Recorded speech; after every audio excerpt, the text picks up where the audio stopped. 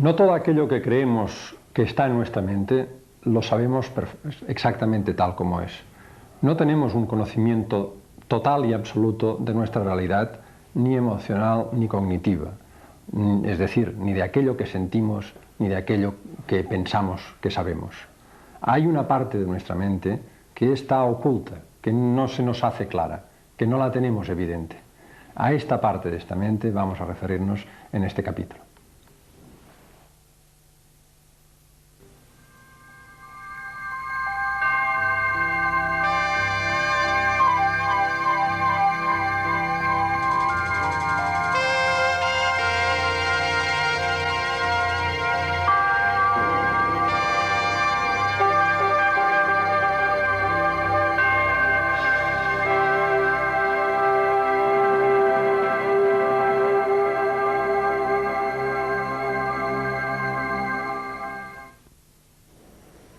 Tomemos como ejemplo una operación con anestesia. La paciente está inconsciente, todo funciona correctamente. Pero el cirujano encuentra un quiste que podría ser maligno. Este expresa en voz alta que el paciente puede padecer un cáncer. Afortunadamente es una falsa alarma. El tumor es benigno. La operación finaliza con éxito y el pronóstico es excelente. La paciente debería sentirse perfectamente a los pocos días, pero por alguna razón no ocurre así.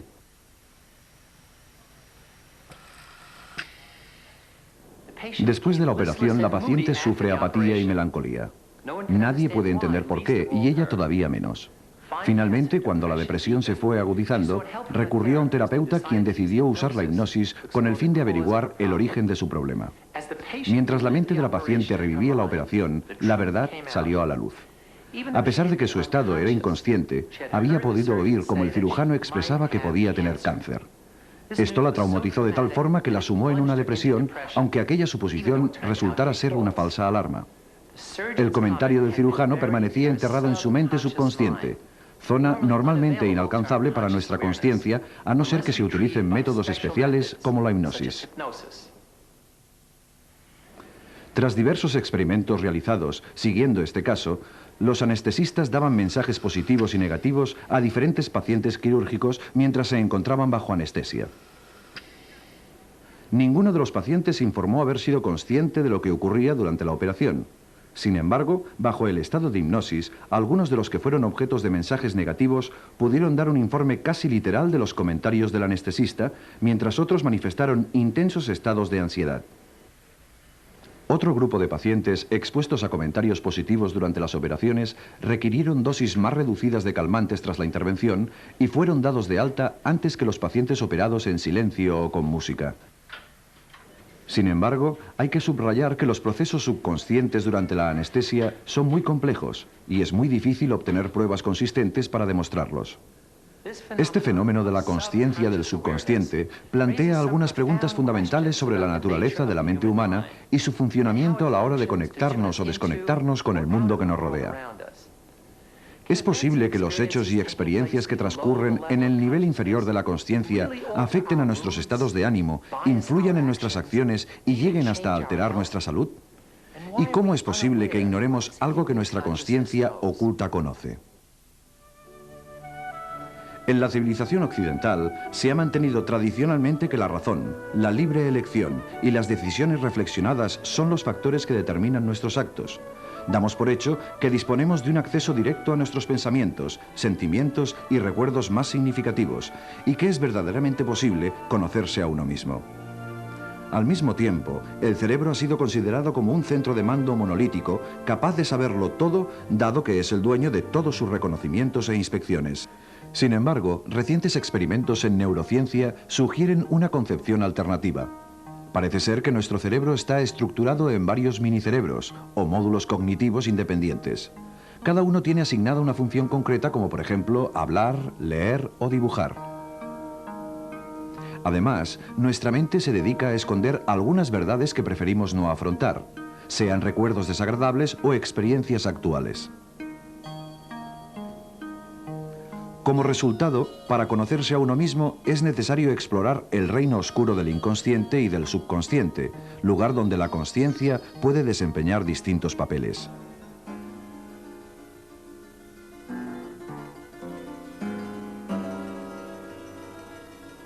En curso de la historia, siempre ha causado fascinación e intriga la idea de una transformación repentina de la personalidad.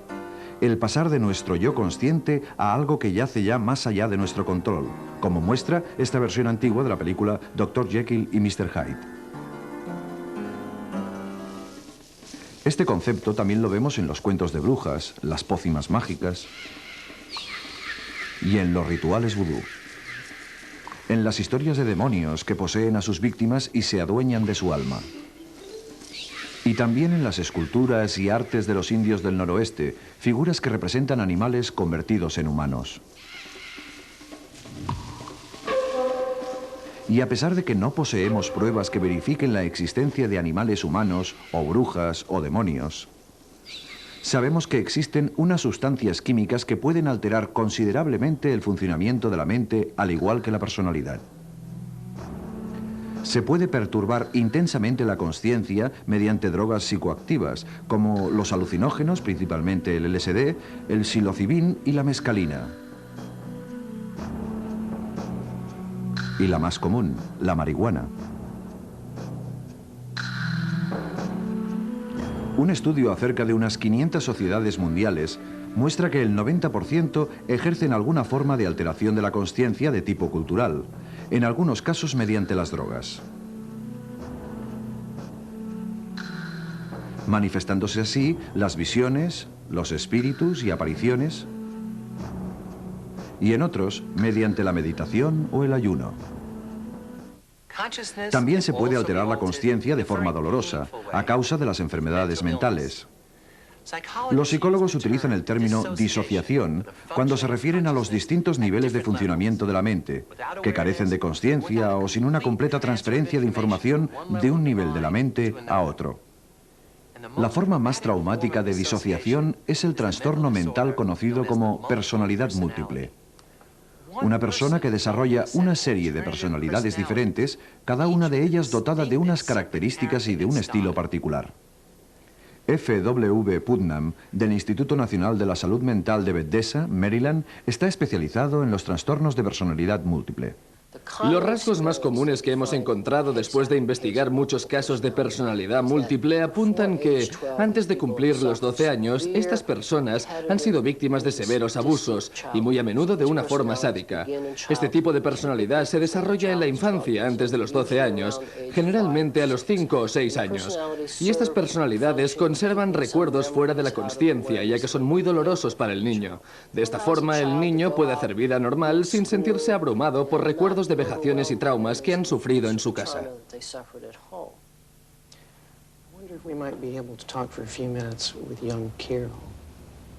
Young Carol? Appreciate you talking with us. Sure. Thank you. Esta mujer sufre un trastorno de personalidad múltiple. Ahora está en el proceso de cambio de una personalidad a otra.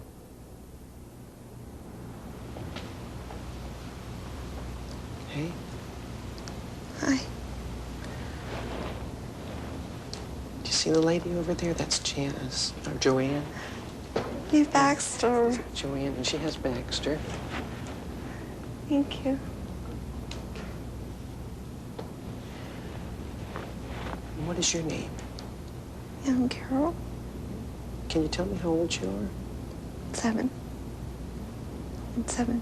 I'm in the 1st grade. Oh, are you? What's your teacher's name, first grade teacher? Mrs. Robbins. Otras de sus personalidades son las de un adolescente, un señor mayor y varias mujeres. Creemos que estas personas desean entrar en un estado transitorio como medio para protegerse del trauma. Además, esto les alivia el dolor. Así, cuando están en trance, generalmente no sufren el dolor del abuso y al recuperar su estado natural ya se han olvidado. Son los mismos efectos que produce la amnesia posthipnótica. Estos casos de personalidad múltiple nos demuestran lo poderosos que pueden ser estos procesos mentales escondidos y disfrazados.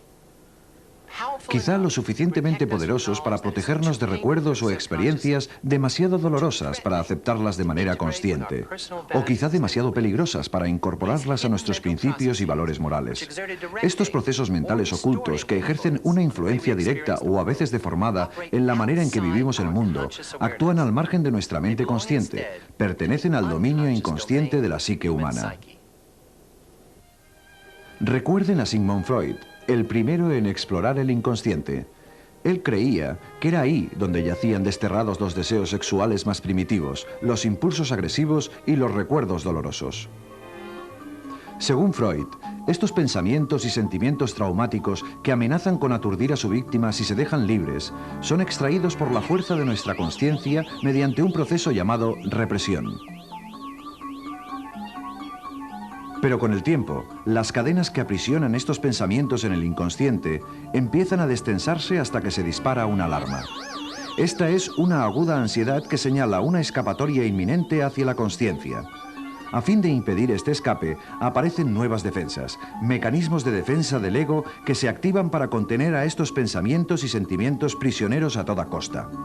Pero cuanto más herméticos sean estos mecanismos de defensa, más presión se ejercerá para escapar y menos energía quedará para la persona que tiene que enfrentarse a la realidad, hasta el punto de que el sistema entero empezará a ceder debido a la tensión y acabará por desarrollar una enfermedad mental.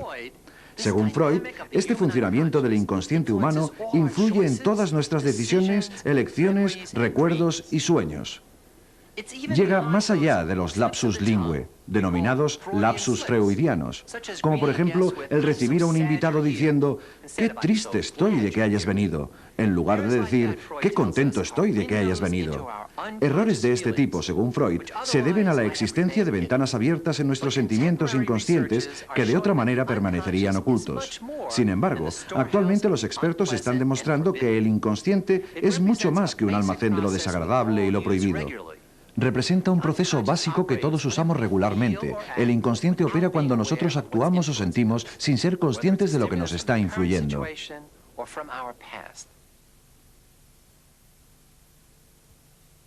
La hipnosis es otra frecuente ventana dramática de los distintos niveles de la consciencia. Las personas que disponen de la capacidad suficiente para ser hipnotizadas o para hipnotizarse ellas mismas pueden experimentar cambios notables en la percepción, la memoria, las emociones, el comportamiento y metabolismo. El hipnotizador no es más que un simple entrenador que intenta que el rendimiento por parte del sujeto sea óptimo. Michael, dado que tienes buena disposición para la hipnosis, hoy empezaremos la sesión sin la ayuda de ningún proceso de inducción. De hecho, todo lo que hemos de hacer es concentrarnos en el punto central, que es tu pulgar. A medida que muevo tu brazo hacia abajo, deja que una relajación total invada tu cuerpo. Tranquilízate y siéntete cómodo. Déjate llevar hasta alcanzar un estado hipnótico profundo y confortable. Intenta conseguir una relajación total y absoluta.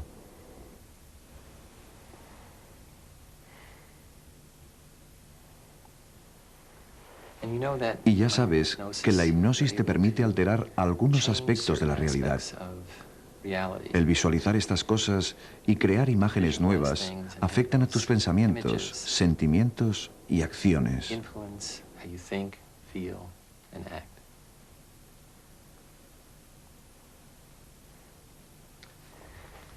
Ahora lo que quiero hacer es un estudio de mercado. Aquí tengo dos colonias. Una francesa, muy dulce. Ahora huélela y después compárala con la otra. Inspira profundamente, Michael. ¿Cómo describirías este olor? Es agradable. Huele a flores. ¿Crees que a ti te iría bien? No. ¿Por qué? Está bien, pero es un poco dulce. Aunque es agradable.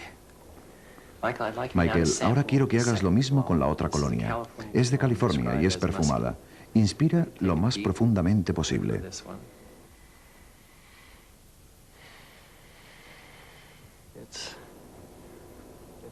Esta es más aromática. Creo que es más masculina. ¿Cuál prefieres? Quizá me pondría la segunda. ¿Quieres volver a olerla? Sí, por favor. Bien, ahora te daré un golpecito en el hombro. Después estarás alerta y fresco y vas a oler las colonias de nuevo, ¿de acuerdo? De acuerdo. Esta es la primera, la francesa. ¿Qué opinas de ella ahora? Es buena. Huele un poco diferente que antes. Cuando estaba hipnotizado me parecía más dulce. Pero está bien. ¿Te la pondrías? Quizás sí, pero es demasiado suave para mí. Bien, aquí está la segunda, la de California. Ahora, ¿qué te parece? Oh,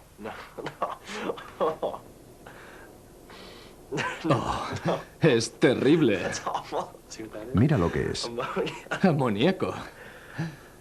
No, creo que esto no me lo pondría. Pero acabas de decir que preferirías esta porque era más aromática y masculina. Olía mejor antes, cuando estaba hipnotizado. Generalmente, los psicólogos creen que la hipnosis es una forma especial de disociación de la consciencia. Dado que Mike esperaba oler 2 colonias, la reacción sensorial al amoníaco queda bloqueada. Y me dijiste que era colonia y olía bien. Y cuando estaba concentrado olía verdaderamente bien. Ha salido bien. Me ha parecido que olía muy bien. Después de la hipnosis, el sujeto puede sufrir una sugestión posthipnótica y experimentar un sentimiento o pensamiento sin el conocimiento consciente de su origen hipnótico sugestivo, o experimentar amnesia posthipnótica después de haber tomado decisiones en estado de sugestión. La hipnosis también puede afectar el funcionamiento biológico. Uno de los empleos más prácticos de la hipnosis es en el dominio del dolor. Se utiliza en cirugía, odontología y en el parto. Nos gustaría hacer una demostración del poder de la hipnosis de alterar la consciencia y dominar el dolor. Laura está alcanzando un estado de hipnosis profunda. A medida que se acerca, va generando una imagen que disocia su consciencia del entorno inmediato. Mark, a quien no vamos a hipnotizar, actuará de control. Voy a introducir las manos de ambos en el agua helada y a la vez ellos me expresarán en términos de 0 a 10 cuánto dolor sienten.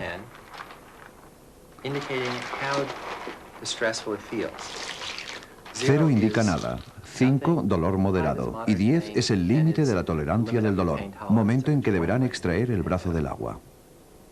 Vamos a cronometrar. El tiempo empieza a correr desde ahora. Mark, ¿cuál es tu valoración? 2. ¿Laura? 1. 3. ¿Laura? 1.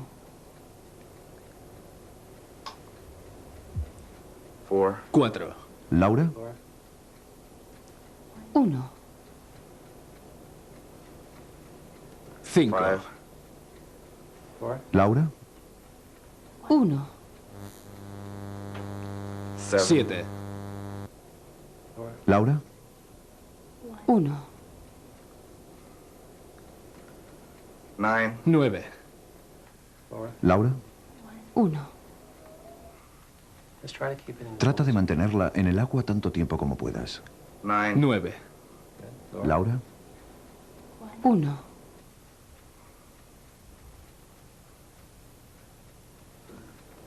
9. ¿Laura? 1. 10. ¿Laura? 1. A pesar de la evidencia, nos sigue siendo difícil aceptar la idea de que la mente humana puede actuar de formas contraproducentes para el interés del individuo. O que sea posible ocultar abundante material debajo de la alfombra de la consciencia y apartar de la vista nociones y sentimientos muy importantes. Pero supongamos que pudiéramos demostrar qué partes de la mente pueden actuar individualmente y funcionar con autonomía. Supongamos que la mente actúa de doble agente, espía y contraespía al mismo tiempo, que descubre y oculta a la vez, que conoce y desconoce, alerta y confundida. ¿Cómo es posible? seccionando el cerebro en dos partes y averiguando qué es lo que ocurre. Los pacientes que sufren ataques de epilepsia incurables e incapacitantes responden positivamente si se les practica una desconexión entre los dos hemisferios cerebrales. Cada mitad del cerebro actúa de espejo recíproco y están conectadas por el cuerpo calloso, un haz de aproximadamente 200 millones de fibras nerviosas que transporta la información de un lado a otro del cerebro. Si se escinde en dos partes, las corrientes eléctricas cerebrales que causan los ataques epilépticos se interrumpen. En cierto modo, el cerebro está ya dividido en dos partes. El sistema nervioso está conectado de forma que los impulsos sensoriales que recibimos de la vista o el tacto están encaminados hacia el lado opuesto del cerebro. Siendo así, lo que percibe el ojo derecho o siente la mano derecha está dirigido al hemisferio izquierdo del cerebro, mientras que el hemisferio derecho recoge señales del ojo izquierdo y de la mano izquierda. Generalmente, esta información es compartida posteriormente por ambos hemisferios cerebrales a través del cuerpo calloso. Pero si se secciona en dos partes, todo esto cambia.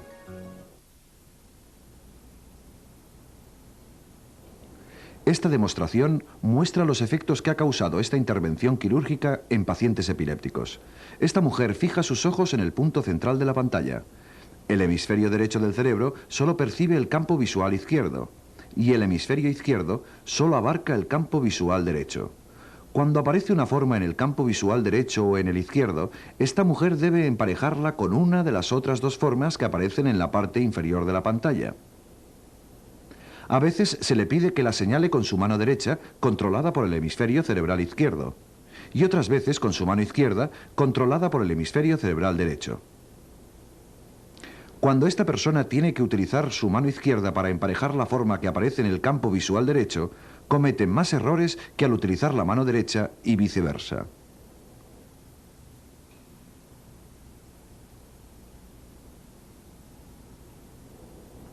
Los mensajes sensoriales de la mano derecha y del campo visual izquierdo y los de la mano izquierda y el campo visual derecho se dirigen a los lados opuestos del cerebro.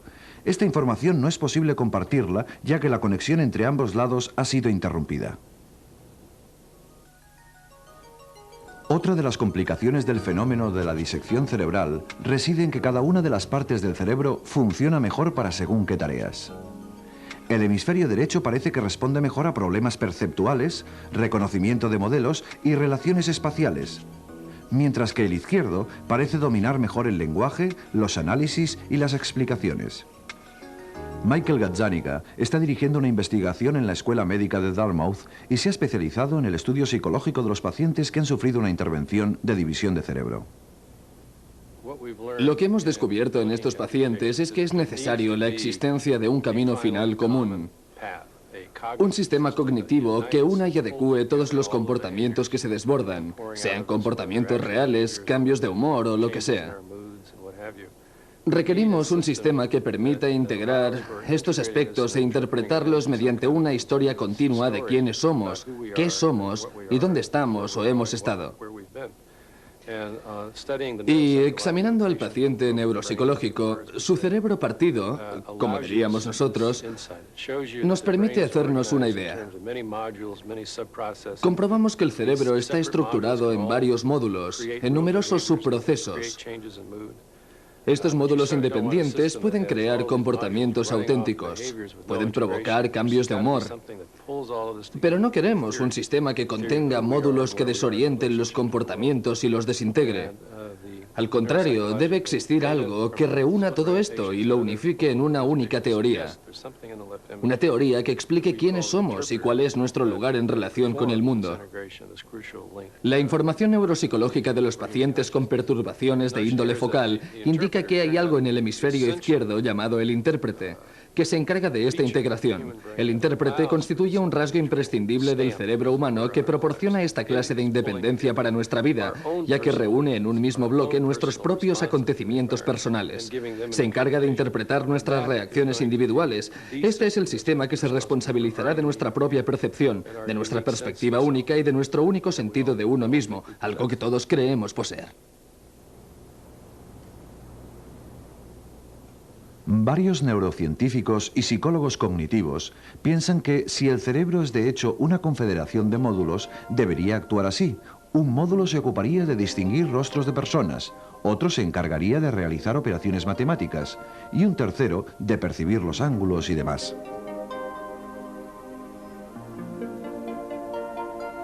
Estas multimentes altamente especializadas se trasladan temporalmente a la consciencia y se abandonan cuando ya no se necesitan. Pero cuando se ha incorporado el módulo mental equivocado o no ha desaparecido con la suficiente rapidez, nos encontramos con un problema y como resultado emitimos un juicio erróneo.